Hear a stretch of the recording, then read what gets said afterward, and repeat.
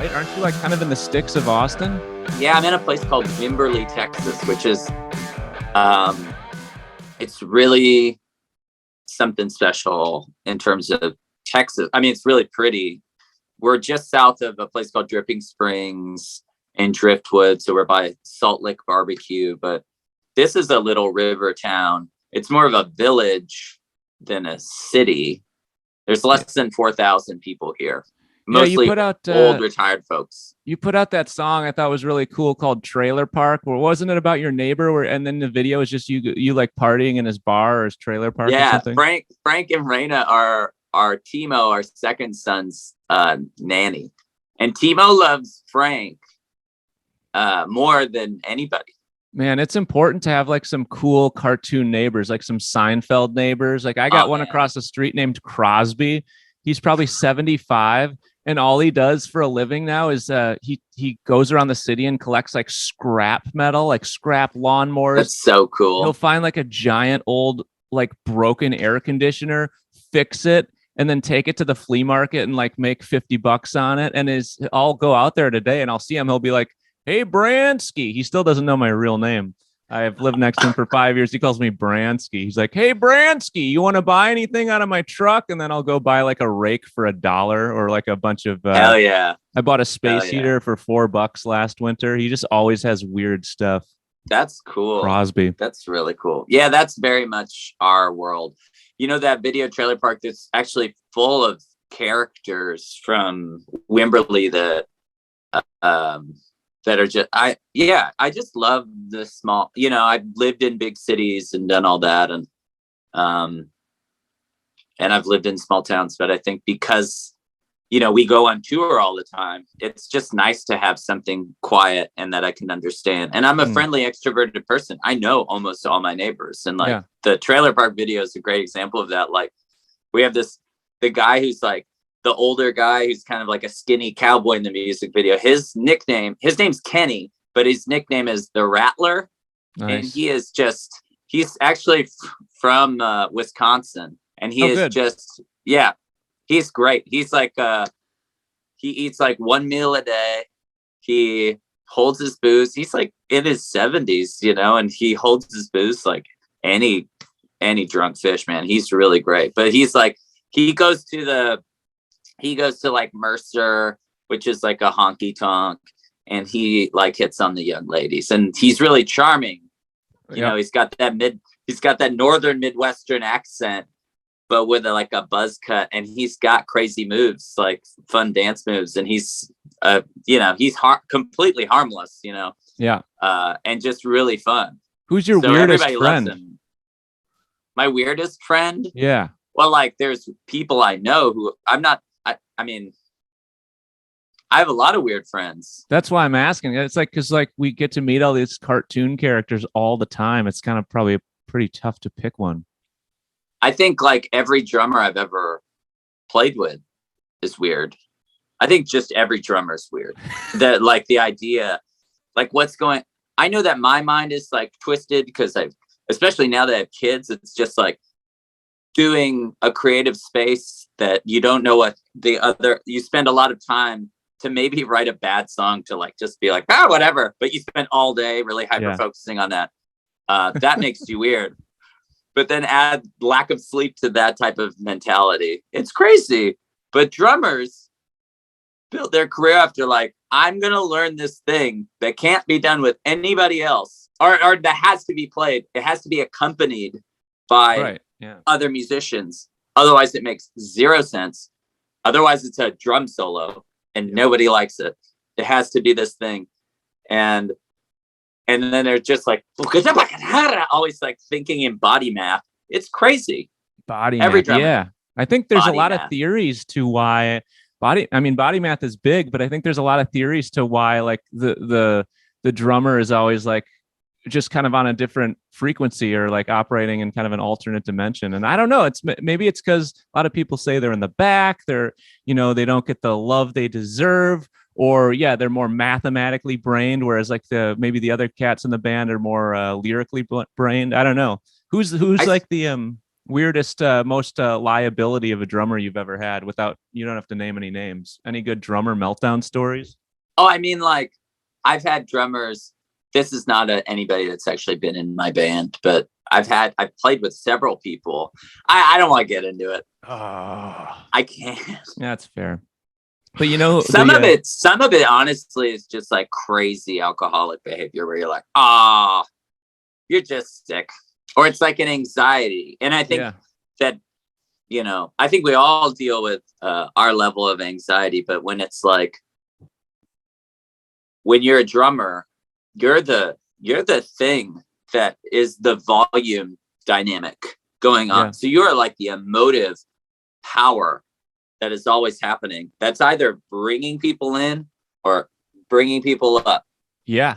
It must feel good. It's got to feel good. It's got to feel excellent, but it's definitely like gateway into bipolar disorder. Well, I think I really appreciate like Judd Johnson though, because he's a very special one who I definitely he might be your weirdest friend actually. Shout out Judd Johnson. He might, yeah, Judd Johnson. He is very weird, but he's also like amazing. Like all of these people, like weird and it's not like and amazing are not always like. I consider it a compliment. Everybody's weird. I think dude, that's my theory. Everybody's a weirdo everybody's a weirdo on the inside. And it just, I think a lot of people, it just gets suppressed by environment. You know, you get a suit and tie. That tie cuts off your oxygen over time. You know, it's like you're kind of forced into an environment and that just kind of beats you down. It suppresses your weirdoism. And actually, when you talk about, like, you know, everyone gets anxiety, you know, everyone gets wobbles. What are kind of the things that have kind of given you the wobbles? We can't segue until we say more nice things about Judd Johnson. Oh, Judd is the best drummer in the world. We have to. Well, that's true. He smells good. Michael Johnson. Got great chest He hair. does smell good. Yeah. One of the things I love about Judd Johnson is his nesting. Who's your drummer? He is a born currently? nester. Yeah. Judd Johnson. Your current drummer, for the people who don't know Judd Johnson. Matthew Logan Vasquez is Judd Johnson Vasquez.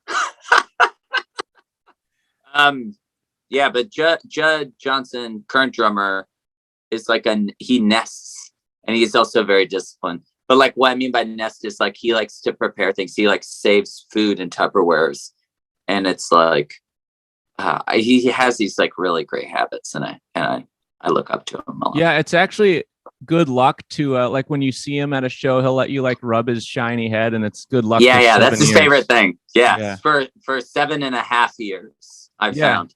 He's actually one of the small handful of guys I've ever just kissed on the face. You know, he's a great man. Yeah, when you kiss a man with a beard, you really find out a lot about yourself. There it is. So what do you think? What about circling back to what are kind of the catalysts that have been kind of obstacles for you in your brain and your kind of anxieties? My main source of anxiety is usually fear of like financial instability, because definitely childhood trauma of mine was my parents going through a bankruptcy, which led to a divorce. So that certainly is the reason why I work so absurdly hard. You do, man. I don't know anyone who works as hard as you. Jennifer Lopez, watch your documentary. She works way harder. It's crazy. I love that. Hero. I love that blue collar work ethic, man. You know, that's like because you've kind of dabbled your 1 foot in the music industry and then 1 foot kind of on the DIY spectrum, where you're like, okay, no record deal for this particular record. Let's just get in the van and go and sell tickets on our own. And that you kind of got to have that, you know, if you want to do it for the long haul. Truly, you know, if I work with incredible people when I work within the sphere of music, you know, within the business, but ultimately me being in their radar, they've already done. Like the people that did a great job to get me to where I got did a great job. And they put me in a position that I can figure out how to do it myself. Or, you know, they shouldn't have to like hold my hand across the threshold the rest of my life. They don't need to infantilize me. Yeah. I can figure it out. I did shows before that, you know, right. Like for whatever reason, that's the weird assumption, I think. And I don't make those, like a weird assumption that, you know, my agent would need to do all this extra work, for me. Yeah. When they need, busy. They are busy. They have young me's and you's, you know, they have young artists that are coming up that need those opportunities and need that attention, and have a warranted attention that is like, they're having a moment. Whereas I had my moment a while ago, and I'm still making moments. Yeah. You know, but I'm not first call on NBC, or even like, I'm not on somebody's list to do a favor to get me on a late night show. That belongs to young upstarting artists. And I used to be one of those. And I don't want, and I'm glad I'm not one. I've already paid those dues, and I'm making kids and headed for legend status. And that's my goal, you know. It's like, yo, I want to do this till I'm like really old. And it's like, it's kind of ugly, you know, like where they like wheel me up and maybe I have a nosebleed and I'm too unapproachable for people to say anything about it. Like maybe I peed my pants and it's like I have to wear a diaper, but I can still like somehow strum a guitar and just, come on, you people, turn around. And then just like I kind of cry in the middle of it, and people are like, wow, he was sent some, what a stubborn old man. Yes. And then I'll be like, I'll be around for the meet and greet. You know. Do you think you'll ever get tired of meet and greets? I'm always tired of meet and greets, but then sometimes I'm not. Mm-hmm. I'm always looking for like, the person that is like the ideal fan. There's somebody that's doing something interesting with their own life, that has something to share about it. That like, oh, but I do this in my life, and by the way, your music has been a soundtrack to that, and it's been really fun. Yeah, you know? What an pretty honor. Normal. Yeah, that's like, oh my God, thank you. I was just thinking about this moment today where it's kind of like, you know how you'll like hear about a band for years and then you'll never give them a shot, and then like some moment in time will hit you, like you'll hear them at a Walgreens while you had the right amount of coffee or whatever. But I had this moment where when I was living in Asia, and I went over to the Philippines to play a couple ramshackle shows, and I took a public city bus for like 20 cents home from the show. And it's like packed, and the bus driver puts on Born to Run by Bruce Springsteen on this like completely ramshackle Philippine city bus in Manila. And the whole bus is just singing this Springsteen song. And I had never even really given Springsteen much of a chance, but it was like, after hearing about him my entire life, I tied that moment to Springsteen, and now I'm like, oh, Springsteen, let's throw on some Springsteen. And now I'm a fan, you know? So you have to have like a visual to tie, you know. It's why songs and movies are so big, because you've heard the song maybe a few years before, but you see it in the movie connected with two people falling in love or whatever it is, and you're like, bam, it just makes it powerful by 10 times. Yeah. But yeah, man, I will say that you're one of the best like people off stage at socializing as far as musicians. You're like great at meet and greets. You have a lot of patience. You're like, I feel like you're able to connect with people and not get overstimulated to the point where you look like you're ready to go, which is, I think, a problem I have. But it's a great ability to be that present and like that many like mini micro conversations all in a row. I definitely envy that. Yeah, it's hard. It's a funny juggling thing. So long as people are nice and I'm not at risk of losing my voice, I'm probably gonna take the time, because I'm really grateful that people still have stuck with me this long. You know, it's crazy. Yeah, what an honor, man. It's been 18 years. Yeah, dude. I know it's like it's one of my goals in music, and it's to just get to that point where I think you're kind of at in the US where you can just kind of like throw a show on sale anywhere in the country, and like you don't have to worry about people showing up. It's like, all right, there's going to be people there, fine. That just seems like such a luxury where there's just, and every band has stresses about ticket sales and pre-sales. I never feel like that. No? Okay. No. You always get scared to look around the curtain? No. But I get ticket sale updates. I ask the promoter, I'm like, how's it doing? And then I know how much to beg people, please come see me play again.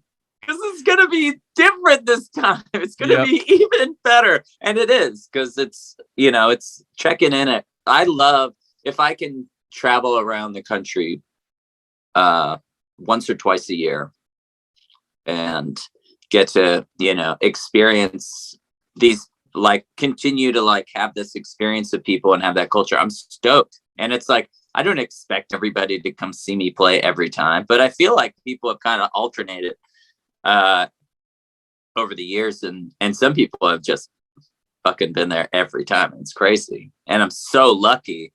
Yeah. But I don't come with some expectation where I'm like, people are going to show up no matter what. There's going to be, 200 people here. It's not like that. It's very much like, well, especially now where it's like more people are having kids. It's like, well, right. Is this the thing that they're going to pick to do this week or this month? And with ticket prices having to go up because of gas prices, it's, we're entering a new stage in this,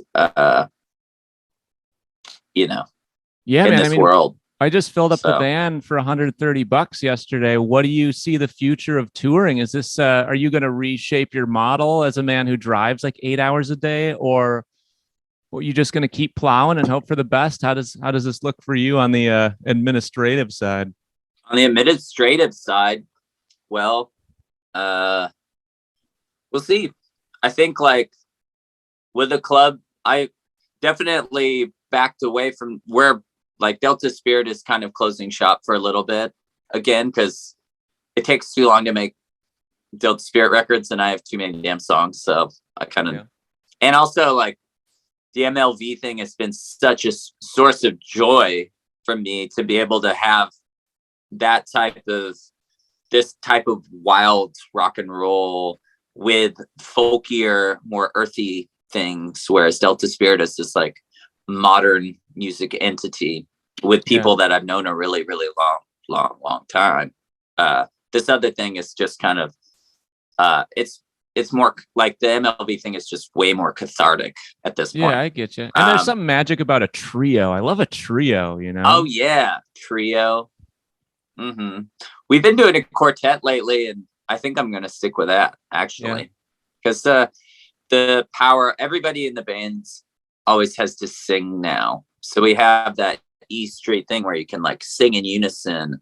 Yeah. And it has such a strength. But I love a trio, and doing the trio thing has definitely been like a good challenge for me musically. And that's been interesting for me because I've just become a better guitar player through that experience. Man. I remember speaking, You go. I was going to say, speaking to the, things that changing kind of stuff, it's like just starting to run up the flagpole with this living room thing, and that's also opened itself up to like private events, living room concerts. You mean? Yeah. Living room concerts or backyards, or it's crazy. Like booking that, I have been living in a Google Drive Excel sheet for the last 2 days organizing stuff. How many people? Because I know you're going to help me at some point. I'm happy to, man. I love that shit. How many? I know you put up that post like last week. Hey, let's do some living room shows. How many people reached out approximately? 190. Fuck yeah, man! There it is. Yeah. In one post. So it's just like Oh yeah. In so many surprising places like Cincinnati, Ohio, I got hit up like 5 times. There it is. Yeah, It's man. crazy. Do a double header, day show, morning show. How about that? Yeah. You know, with those, it's like, I have to, you know, with everything the way it is, you know, it's like the ticket has to be what the ticket is to make it all worth it. And also like, but I don't want it to be, you know, I don't want to just play a rich person's living room. I do want to play a rich person's living room because I'm happy to like do that at the right price to pay for my mortgage, to pay for the other things so that I can play for other folks who couldn't afford that otherwise, you know? Yeah. And I've done shows where it's like, I've gotten to do a handful of these so far. And one of my favorites was in Fresno, California. And it was like very much like the family got involved and they were selling like, you know, mimosas. It was just for their own family, you know, and they're like close neighbors, but they had like pink mimosas and like cotton candy for the kids and like all the beautiful, you know, Christmas lights. Yep. And, you know, it made a romantic summer feeling. And I'm definitely going to knock out a bunch of these. And I've been kind of like collating them, going like, especially thinking like Milwaukee, Minneapolis, Madison. Like I'm going to do club shows because there's going to be a new MLB record early next spring. So I'll probably run through Milwaukee and like up that region probably in the spring, and just to save the living room thing for the summer, because I love the Midwest in the summer, man. It's the best. Man. Like there's been a Traverse City like standing offer to play Traverse City, Michigan for like 4 years, and I just haven't been able to get up there. And it's like, I want to play Traverse City. I want to take my son with me. I want to like go through the UP. I want to go like kayaking and do all that stuff that, you know, is just so special. So many lakes up there. Oh, and I'm living it right now. Wisconsin lake life in the summer. It's April, May, March was so brutal. Didn't see the sun for 5 weeks. Just got so bluesy, so depressed. And like the last 2 days, just to go outside and start sweating, it feels so good, man. It's like, oh man. I'm getting soft, I think, because I used to think I was immune to the seasonal depression crap, but it really crushed me this past year. So I think I'm gonna like live in Mexico this winter or something. Do it, Snowbird. That might be the move. That's a dope idea. Yeah. Hell yeah. Have you ever been down in Nayarit? No, I haven't. Pacific side? Just Mexico City, pretty much.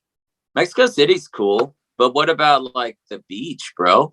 I'm not like a Wisconsin's premier beach boy. You know, I get sunburn. I don't know. I'm more of a mountain boy. The beach is growing on me, but I always associate like my first couple beach experiences were like a Saturday in Milwaukee in the summer with like a bunch of meatheads drinking Bud Light, throwing volleyballs past my face. And I just associate it with overstimulation and too much crowds. You don't like volleyball, bro? I don't like volleyball. I'm no good. It hurts my the insides of my wrists when I return a serve. It's not for me. Yeah, just any type of team competition is not my thing either. What about basketball though? That's a great sport. Milwaukee Bucks. Nothing. Oh man, I love watching basketball. Bucks are a great team. I'm sure. I don't know. You know, we stopped following sports in this household. That's fair.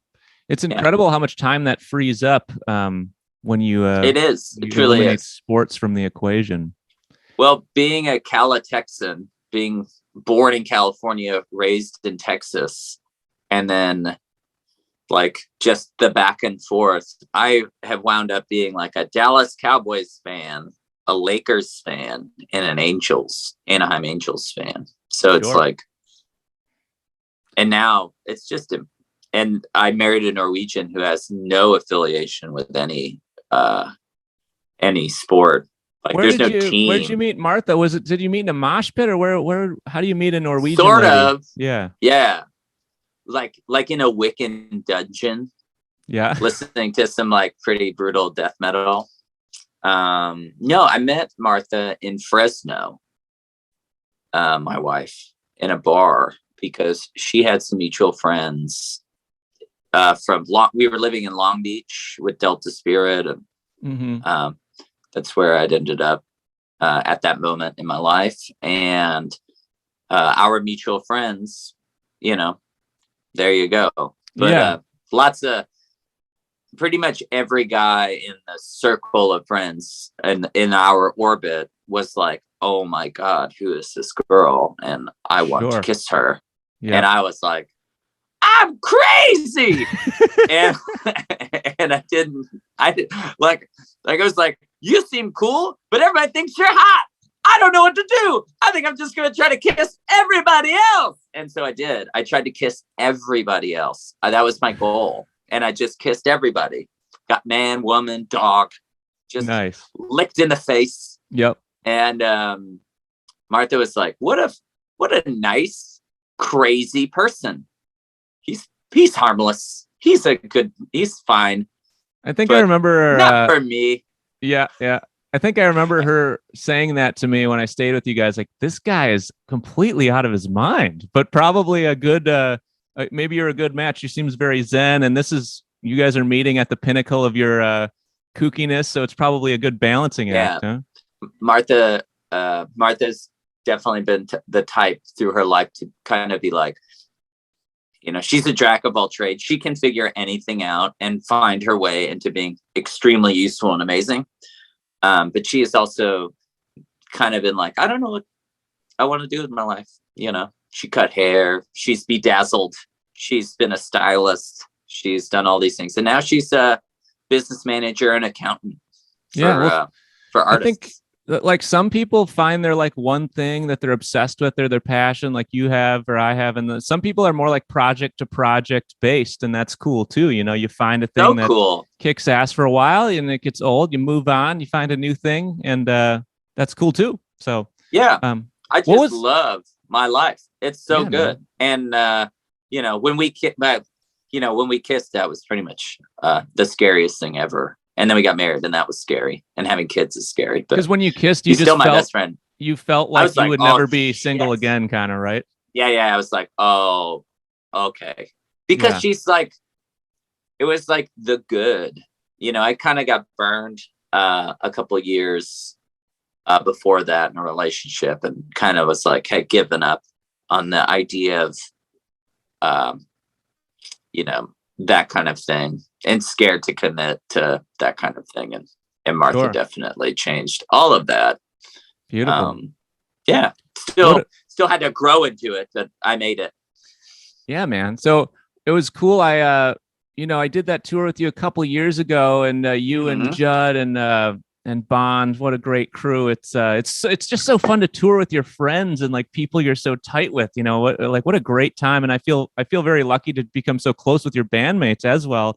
But one thing I noticed, I was like, holy shit, these guys, I can't believe how much tequila these savages can drink. And then shortly after that tour, you quit boozing. Was it, how do you feel? You look 5 years younger. What did you just know it was time? My wife helped tell me it was time. But yeah, it was around 2018 at the end of the Glorietta tour, where it was, everybody, there's a British expression, piss fit, like PISSFIT, piss fit. And we were certainly, all of us, pretty eager to, live out each moment 100% of the time, 100% of the time. And we did, so, and being on this Glorietta tour that we did, we stay in these giant Airbnbs because it's actually more cost effective to stay in like the party house downtown. And it was really fun. Yeah. So we would rent these crazy B&Bs that would have like a jacuzzi in them or whatever. Because there's so many, there was like 12 of us rolling down the road. So it's like, how are we going to sleep 12 people? It's like, we can get hotel rooms. So we're going to stay in this giant place with a jacuzzi and a pool table or in a shuffleboard table and a rooftop downtown. Boom. Yep. And then we would, play at a place like Indianapolis, and on the rider would be 2 bottles of tequila or 3 bottles of tequila and a case of beer. And that would be gone before. And all our shows were early. So we'd play at like 9. And then all of that booze would be consumed. And then we'd be like, when are we ever in Indianapolis all at the same time? What do you do when your friends meet on tour in a foreign town? You rage. And so it was just every night was like, one time I remember the B&B in Indy calling me at 3:00 in the morning and just being like, hey man, I have cameras in the common area. Are you guys gonna go to sleep? It's like 3 a.m.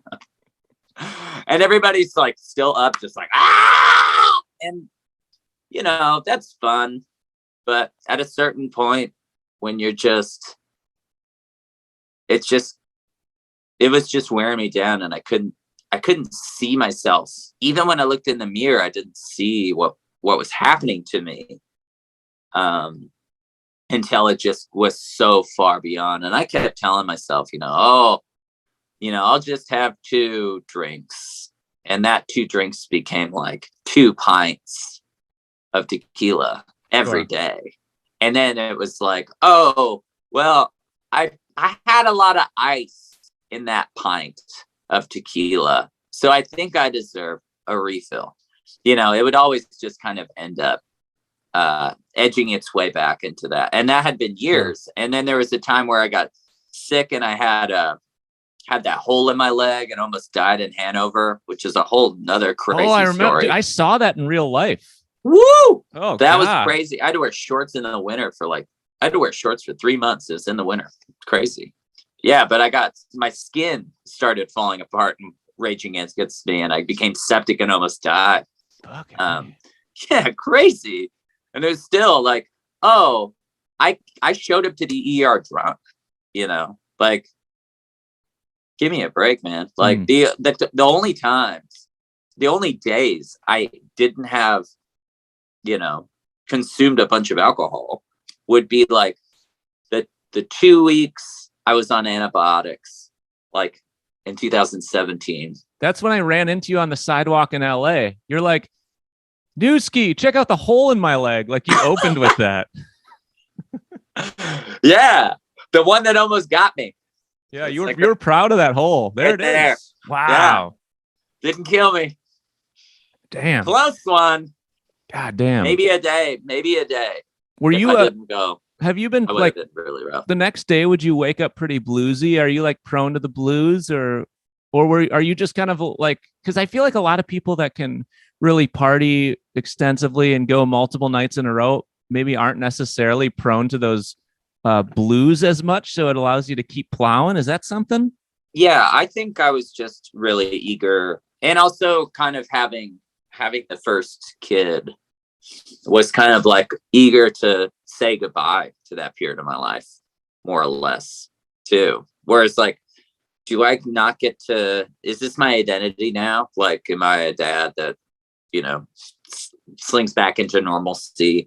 And also, like, with living in Norway, that was like another element of just like, I just felt untethered from myself and who I am, and the person that I was, being like this animal that goes on tour that consumes a lot of tequila and is a wild person.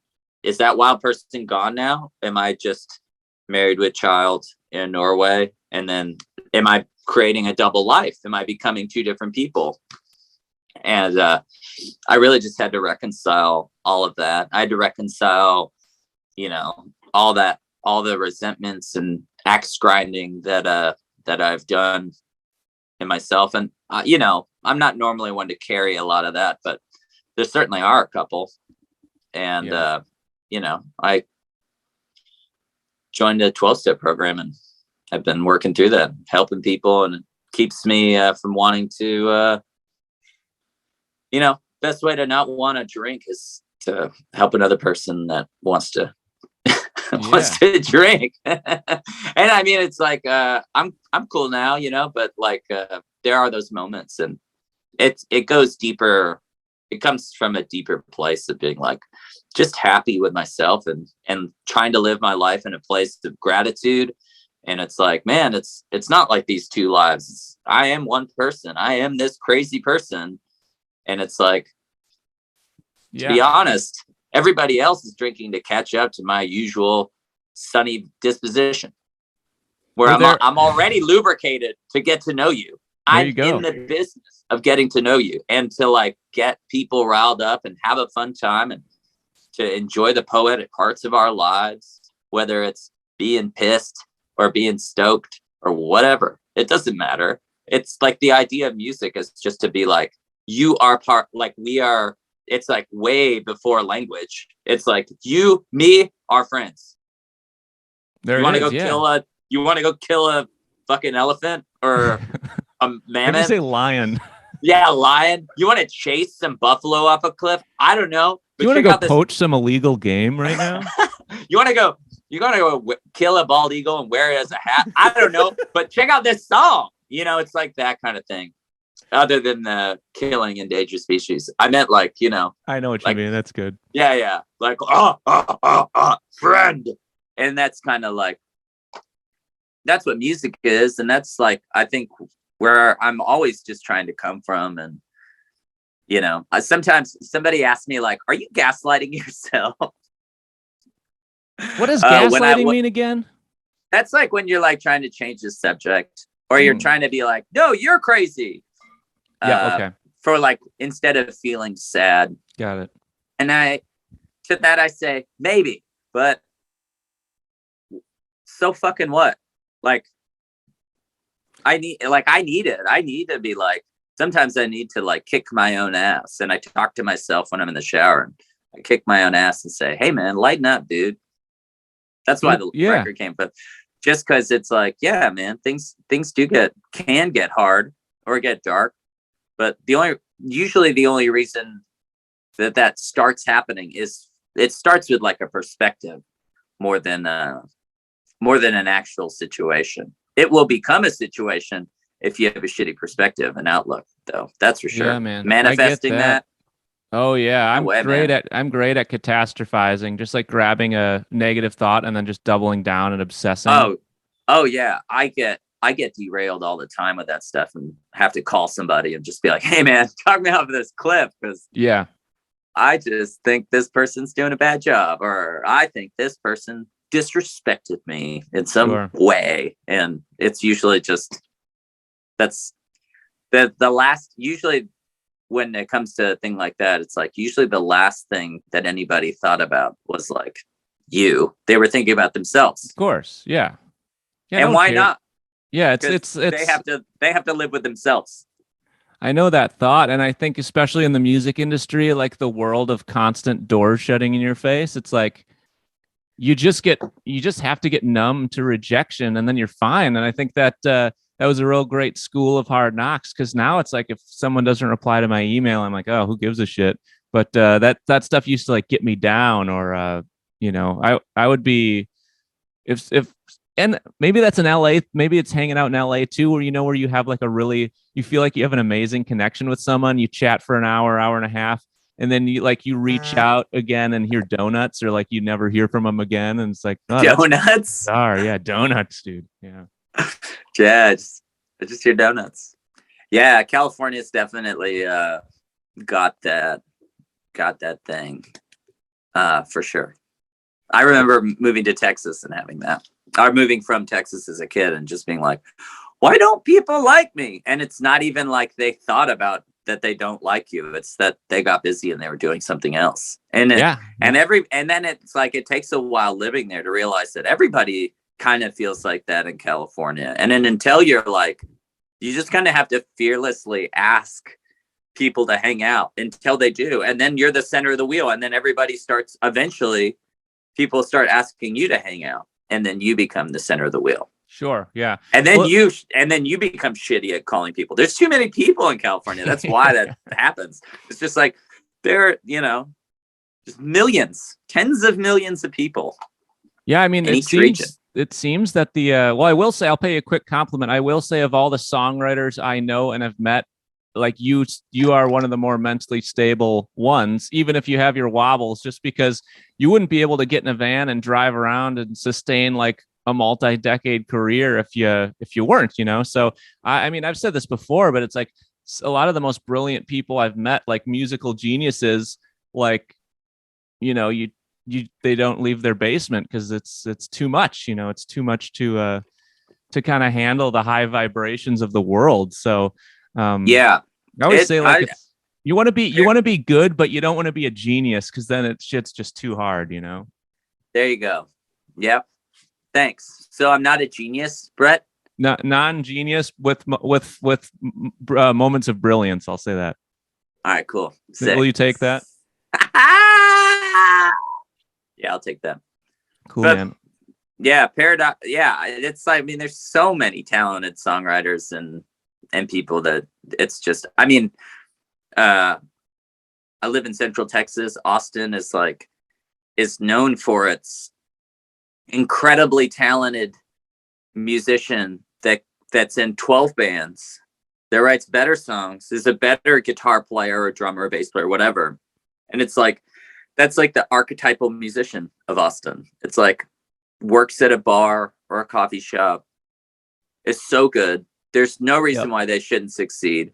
They have a solo record probably that they're going to put out at some point, but they're kind of sick of those songs. So maybe they won't finish it. And then a year later, they're like, I have this new thing. And it's a very slim criteria of being able to fit in this box. But this is the thing that's going to take me from barista to, king of the world. Oh, you said that so well, man. You did.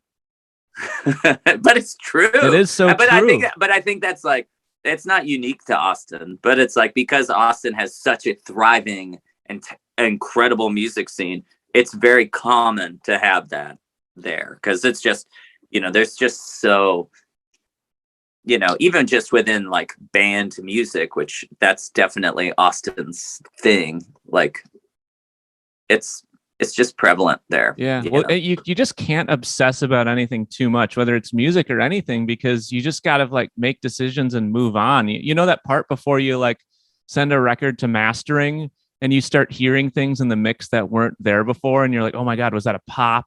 That was a nuance. That was a bad, maybe I hit a weird chord. And then all of a sudden you listen to the album 12 times and now you're completely insane. And you just got to let stuff go. I think it's a new era where things move faster, and you gotta move with the pace of the times, so that's always been my gift, I think, is finishing. Yep. To be honest, like, that has definitely been a facet of my success, of being like, yes, these songs, I mean, I could work until the cows come home to make them the smallest, most unnoticeable bit better.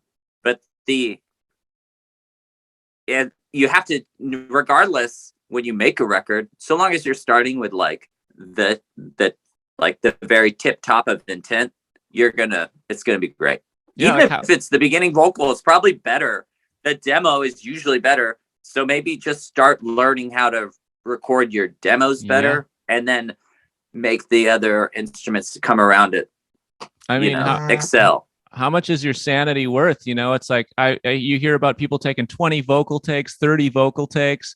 It's like at that point, you can't listen to all that without losing your mind. So our rule is like, do it 3 times, maybe a 4th, if and that's it. That's all you get. And that works. And if you're a little, I would rather like sing, like seriously, like sing a concerted, a handful of versions of it. And then if there are moments of pitchy, like I'm not above Melodyne. Yeah, sure. Sorry, I'm not. The auto-tune program?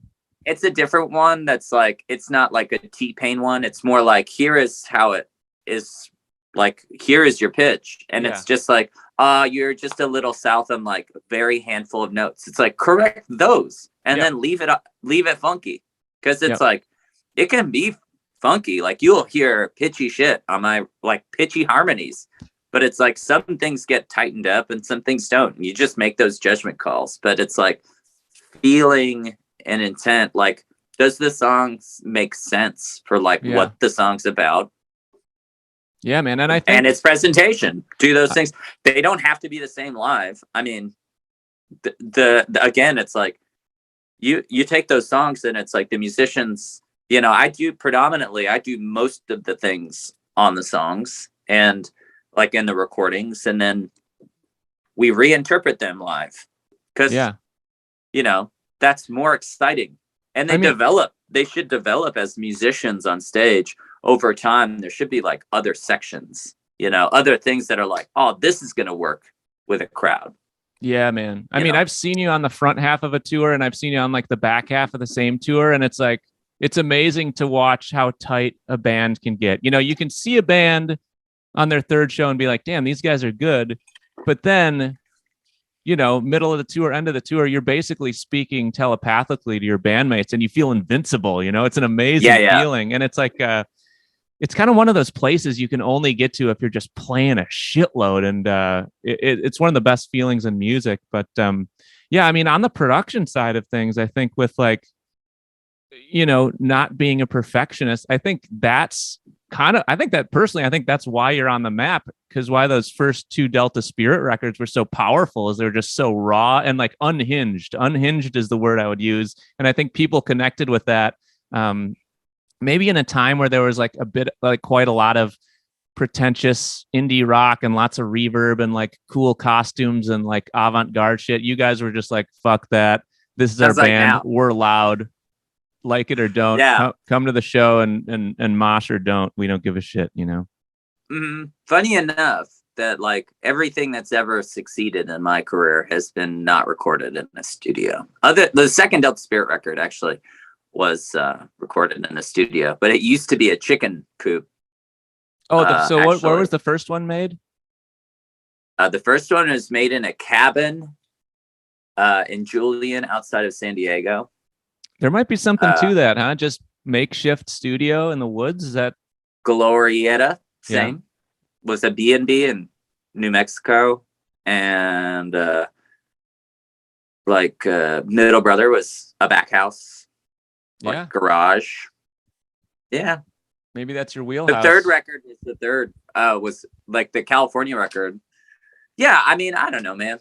Stuff's been successful too, otherwise, but that vibe, that aesthetic is definitely a thing I chase and try to not overcomplicate it. But I need to experiment, or else I'm going to be like, here's the new I'm in a cabin record. That's also like not really fun. But I did do a run this last spring to kind of like get the live thing together enough for these new MLV songs that are going to come out next spring. And I borrowed a friend's ranch. How about that? So we had like a log cabin on a ranch in East Texas, and we recorded the songs. And the drums sound like Led Zeppelin, bro. It's crazy. Brilliant. So roomy. Mm-hmm. Yeah, man. I'll wind it down here, but I just got to tell a real snippet of just how I first encountered you, because it was pretty fun.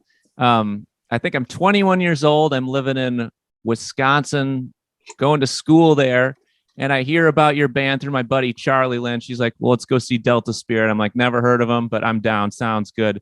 So I got a job hosting an open mic at the university. I leave the job early, get fired for leaving early for a second time, and then go watch you guys.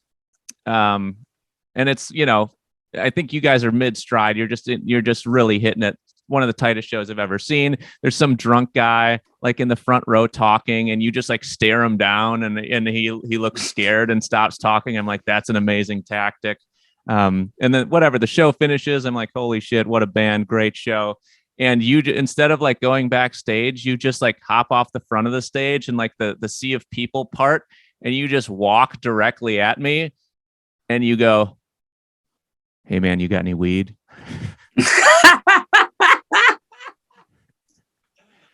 So I got no recollection. I know you don't. I know you don't. But that was my first encounter with you, and I also got fired from my job at the open mic thanks to you. So thank you for that.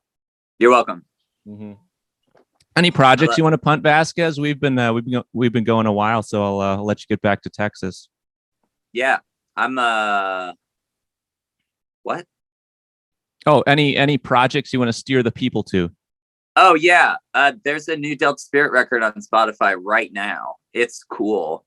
And then there's more MLV coming next year. Check it out, dude. It's sick. Brilliant, I don't know. Pumped to see you in real life. Love you, man. Yeah, same dude. You're a great dude. I love you. Love you too, Brett.